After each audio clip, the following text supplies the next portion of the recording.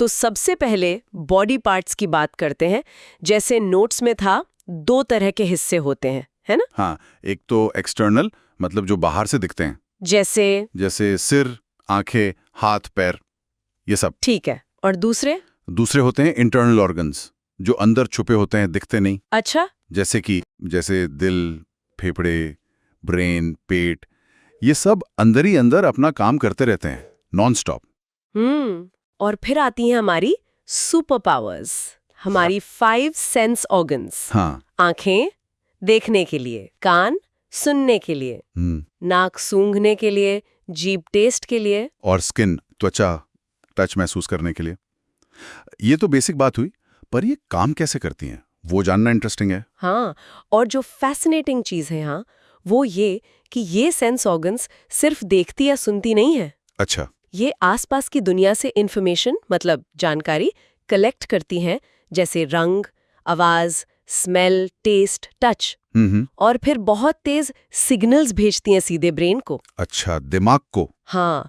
और फिर ब्रेन उन सिग्नल्स को समझता है, डिकोड करता है। तब जाकर हमें पता चलता है कि हमारे आसपास क्या हो रहा है। एक तरह का मतलब सुपर फास्ट मैसेजिंग सिस्टम है। वाओ। तो ये सेंसेस हमारा कनेक्शन है बाहर की दुनिया से। हाँ।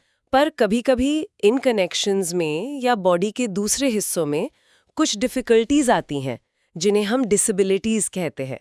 नोट्स में कुछ टाइप्स बताए थे। हाँ। डिसेबिलिटीज का मतलब है कि कुछ कामों को करने में चैलेंज फेस करना पड़ता है।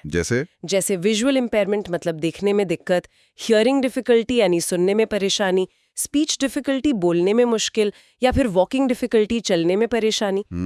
एक और कंडीशन जिसका जिक्र था नोट्स में, वो है ऑटिज्म। ये अफेक्ट करता है कि लोग कैसे कम्युनिकेट करते हैं और सोशल सिचुएशंस को कैसे समझते हैं। और इन चैलेंजेस के लिए सपोर्ट भी होता है ना? हाँ, नोट्स में ब्रेल और साइन लैंग्वेज का जिक्र था। एग्जैक्टली। सपोर्ट टूल्स और मेथड्स बहुत जरूरी हैं। जिन लोगों को विजुअल इम्पेयरमेंट है, उनके लिए ब्रेल स्क्रिप्ट है। ये क्या होता है? उभरे हुई डॉट्स होते हैं कागज पर, जिन्हें उंगलियों से छूकर पढ़ा जाता है। अच्छा। और जिन्हें सुनने या बोलने में डिफिकल्टी है, उनके लिए साइन लैंग्वेज है। यह अपने आप में एक पूरी भाषा है। भाषा मतलब इसमें हाथों के इशारों, एक्सप्रेशंस और बॉडी मूवमेंट्स का इस्तेमाल करके बात करते हैं, कम्युनिकेट करते हैं। अंडरस्टूड। अच्छा, साइन लैंग्वेज के अलावा जिन्हें सुनने में डिफिकल्टी होती है, वो और कैसे कम्युनिकेट करते हैं? नोट्स में और भी तरीके थे? हाँ, कई तरीके हैं। एक है लिप रीडिंग। ये एक स्किल है। Lip reading? हाँ, इसमें लोग दूसरों के होठों की मूवमेंट को देखकर समझने की कोशिश करते हैं कि वो क्या कह रहे हैं। ओह। फिर लिखकर भी बात होती है, राइटिंग, कागज पर या आजकल फोन पर टाइप करके। हाँ, ये तो है। विजुअल क्यूज भी होते हैं, जैसे चेहरे के एक्सप्रेशंस या सिंपल इशारे, वो भी मदद करते हैं। और टेक्नोलॉजी भी है, जैसे हियरिंग एड्स। हाँ, वो मशीन जो कान में लगाते हैं। एम्पलीफाई करते हैं, मतलब ऊंचा करते हैं, जिससे सुनने में मदद मिलती है। समझ गई, मतलब कनेक्ट करने के कई अलग अलग तरीके हैं। अच्छा, नोट्स में एक स्पेसिफिक कंडीशन का भी जिक्र था, डाउन सिंड्रोम। उससे जुड़े क्या चैलेंजेस हो सकते हैं बच्चों के लिए? हाँ, डाउन सिंड्रोम वाले बच्चों को कुछ स्पेसिफिक एरियाज में सपोर्ट की जरूरत पड़ सकती है। जैसे लर्निंग डिफिकल्टीज हो सकती हैं, मतलब चीजें थोड़ी अलग तरह से या जरा धीरे समझ आती हैं। अच्छा। बोलने में देरी, मतलब स्पीच डिलेज, या बोलने में थोड़ी क्लैरिटी कम हो सकती है। उनकी मसल्स थोड़ी वीक हो सकती हैं, जिसे वीक मसल टोन कहते हैं। तो फिजिकल एक्टिविटीज में थोड़ा ज्यादा एफर्ट लग सकता है। ठीक है। नोट्स ये भी बताते हैं कि कुछ हेल्थ इश्यूज भी थोड़े कॉमन हो सकते हैं, जैसे हार्ट से रिलेटेड या आंखों और कानों में थोड़ी कमजोरी। और कभी-कभी सोशल सिचुएशंस, जैसे दोस्त बनाना या अपनी फीलिंग्स एक्सप्रेस करना, वो थोड़ा चैलेंजिंग हो सकता है। पर ये याद रखना जरूरी है कि हर बच्चा यूनिक होता है। हाँ, ये बात तो है। अच्छा, और फिर लाइफ का एक और स्टेज है, ओल्ड एज। नोट्स के हिसाब से उम्र बढ़ने के साथ भी कुछ डिफिकल्टीज आती हैं। हाँ, बिल्कुल। एजिंग एक नेचुरल प्रोसेस है और उसके साथ कुछ चेंजेस आते हैं। किस तरह के चेंजेस? जैसे बॉडी मूवमेंट्स थोड़ी स्लो हो जाती हैं। आई साइट, मतलब नजर, और हियरिंग, सुनने की शक्ति, वो कमजोर हो सकती है। हाँ, ये तो देखा है। कुछ लोगों की बैकबोन, रीढ़ की हड्डी थोड़ी बेंड हो जाती है, तो वो थोड़ा झुक कर चलते हैं। हाँ। और चलने में भी थोड़ी डिफिकल्टी महसूस हो सकती है। पर ये सब कॉमन फिजिकल चेंजेस हैं। तो इतनी सारी बातें समझने के बाद बॉडी, सेंसेस, अलग-अलग एबिलिटीज, चैलेंजेस, इसका मेन टेकअवे क्या है?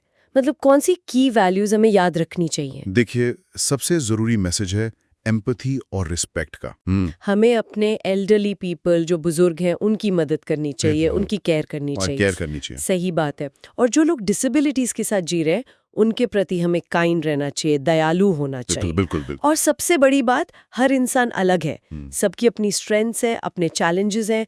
हमें इन डिफरेंसेस की रिस्पेक्ट करनी चाहिए और सभी को इंक्लूड करना चाहिए, साथ लेके चलना चाहिए। तो इसका मतलब ये हुआ कि आज हमने बॉडी के बेसिक फंक्शन से लेकर सेंसेस के अमेजिंग काम करने के तरीके तक, और फिर लाइफ के चैलेंजेस, चाहे वो डिसेबिलिटी हो या ओल्ड एज, इन सब को थोड़ा बेहतर समझा। हाँ, और ये भी जाना कि कम्युनिकेशन के कितने अलग अलग डाइवर्स तरीके हो सकते हैं। बिल्कुल। और ये समझना बहुत जरूरी है कि डाइवर्सिटी, मतलब ये जो भिन्नता है, यही ह्यूमन एक्सपीरियंस का कोर है। हर कोई अलग है और सभी को अंडरस्टैंडिंग और सपोर्ट मिलना चाहिए।